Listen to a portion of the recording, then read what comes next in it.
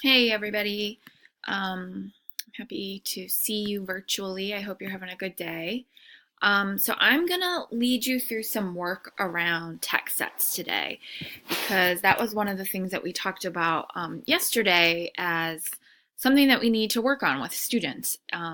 If we expect them to be able to show up to the performance task assessment, being able to put all those skills together, then that means we need to practice those skills in small ways and then in big ways as well.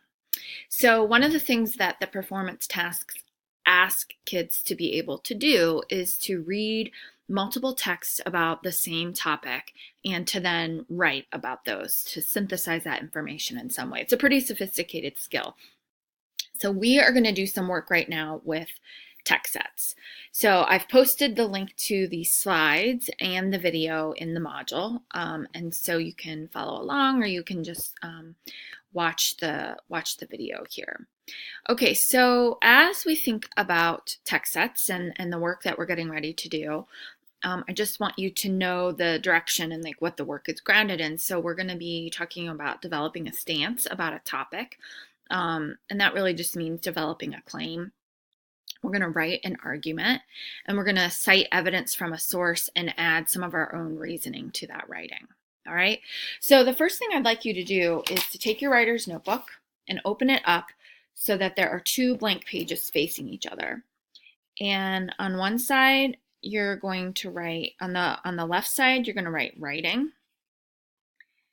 And on the right side, you're going to write reading, just like I have here. How it says writing and reading. All right. So, and then just have your pen in hand ready to kind of respond in that way.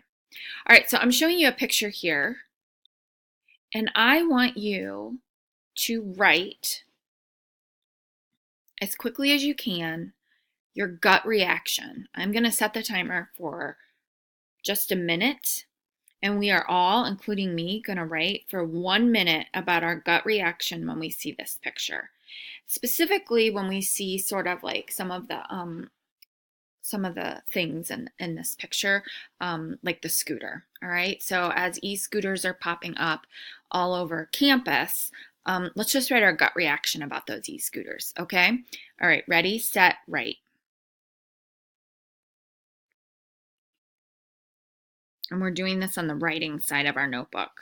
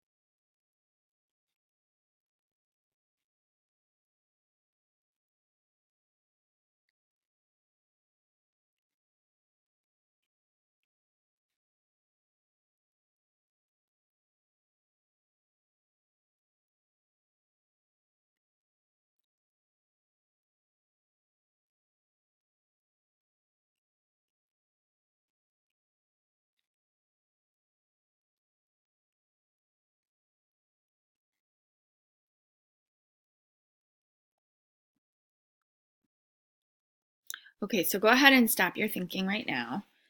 And if you're like me, you probably have a gut reaction. And so I'm just going to share with you what I wrote. If we were together in class, I'd have everybody share, to turn and talk. But I just wrote, I think e-scooters are crazy. They're another thing to keep roads crazy and clogged. Where do you ride? How much room do people need? And seriously, is it really that hard to just walk to class? It's bad enough how many cars are all over campus. So you can see on the writing side, I just started to do some writing here.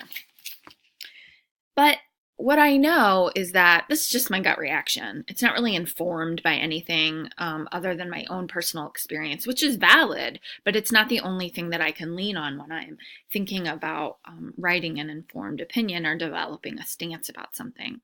And so as we think about our own reaction, which we just did our gut reaction. Now we have to think about if we're going to do some research around this topic so that we can have an informed opinion about it, then we need to maybe think about some questions we can have to guide our inquiry. Because when we think about inquiry, questions are really the base of it, right? So let's go ahead in our notebooks and let's just label a question blitz. And just like we did the other day about Machu Picchu, we are just going to come up with a question blitz about this topic. And so go ahead and pause for right now and take about, 30 seconds maybe, and develop some questions around this topic of e-scooters on campus. All right, so we're back from our question blitz, and you can see I generated some questions in my notebook. And I have questions like, who can ride them? What are the rules? Why do people need these e-scooters? How much do they cost? Who owns them? Can anyone ride? How do students feel about them? And who's making the money? I always like to know who's profiting or benefiting from something. What I notice about my questions, and you probably notice the same thing about yours, is that there's a lot of who, what, where, when, why, and how. So if you had a hard time thinking about questions for your question blitz, you might go back and use those words as stems for your questions and just kind of develop them further, right? Instead of just saying who, what, where, when, why, and how, you could think of a couple of questions for the how, a couple of questions for the where. I just thought of another one. Where did these start? I want to know where these e-scooters or our bird scooters started too. All right, so we have our questions, and those are really good because they help set a purpose. So as we begin to do some inquiry, we are not going to do what a teacher I used to work with called the Google Goose Chase, where you just type in bird scooters and so much information comes up, you don't even know where to start. And that's what happens a lot of times when we try to do research about something. But just like we talked about the other day, our questions themselves are a really good place to start, but if we really want to be synthesizing information as we read, we need a way to hold our thinking, because otherwise we're just going to end up writing down the answers to this and not really thinking very closely about what we're doing. So on the back of that reading page, I'm going to make a really big 4-square chart, and I'm going to turn my page landscape like this.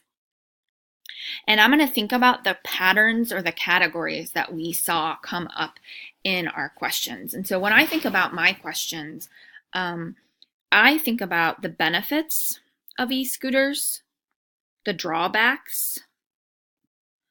I think about who's making money and like how much it costs. So I had a lot of questions like about money overall. And then I had a lot of questions that were about the rules.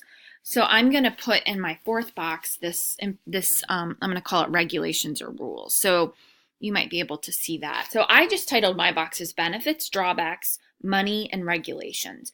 You might have something different that you want to title your boxes, and that's completely fine. Or you might want to use what I use, and that's fine too. So now what you're going to do, once you've labeled your boxes, is we're going to read a text together. I could at this point ask you to find your own text, and that's fine. But when we think back to our I can statements and the way that those are linked to the standards, my purpose right now isn't for you to conduct your own research. It is instead for you to read and synthesize and be able to write. So I'm actually going to share with you an article that we're all going to read together. And that's this text here. So if you click on this link, you're going to go to, in the slides, you're going to go to this Newsela article. You may need to pause here and sign up for a Newsela account. It's free, so if you need to do that, go ahead and pause the video and then come back once you have this article up.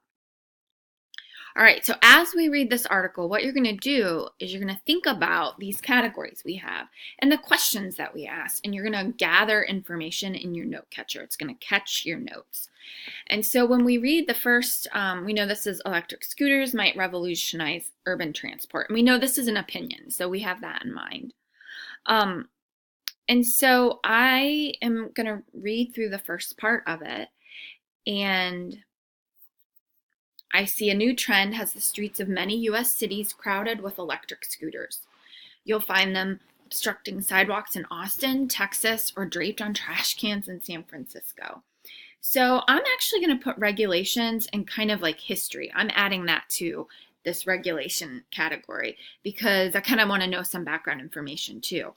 So I'm noticing that the places where they're starting for sure, and I scroll back up to this article, and this was published back in May. So the places where they started were in big cities where, public transportation is a big deal. So I'm going to go ahead and write that note here. And then what you'll notice here, if I can get it there. Okay, you'll notice I put my note in. So it started in big cities, and I write text 1. Because I want to make sure that I remember where I'm getting that information.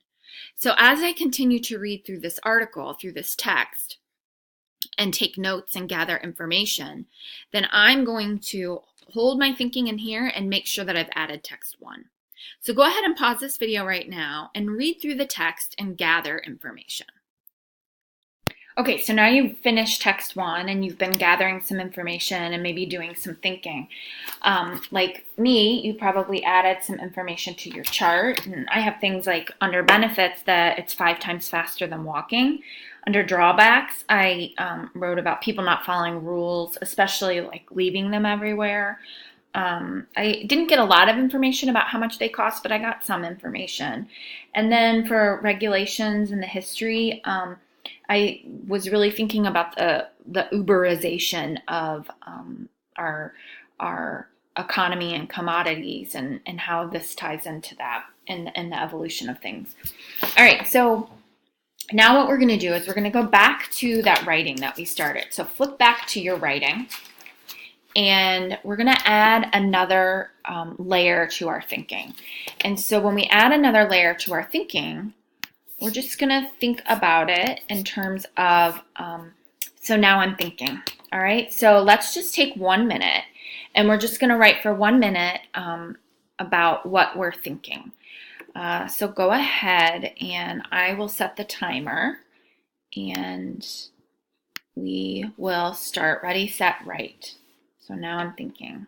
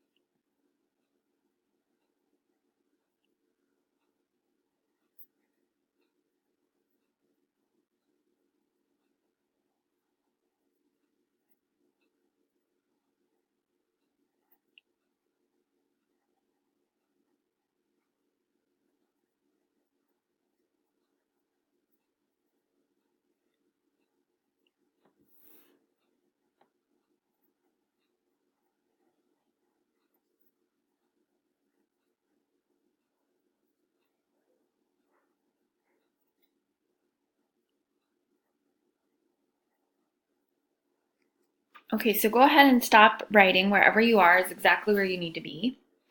And so you probably, like me, kind of made a discovery about your thinking. So I just wrote, so now I'm thinking that there seem to be a lot of negative effects on people who don't use them, but the convenience probably outweighs those for the users. It's got me thinking too about how sort of involved or self-centered we've become because yeah, I'd rather do something that's convenient for me, and it's kind of easy to forget about the ways it negatively impacts other people. So we're not going to stop there. So the next step is to go into adding more information to our thinking. So I have two articles here for you to choose from. So the first one is about scooters, specifically in Oxford. So it's an article that was in the Journal News about the regulations. And this is pretty recent. I think the publication date on that one is like September 28th or something. So this has just happened in the last couple of weeks. The other one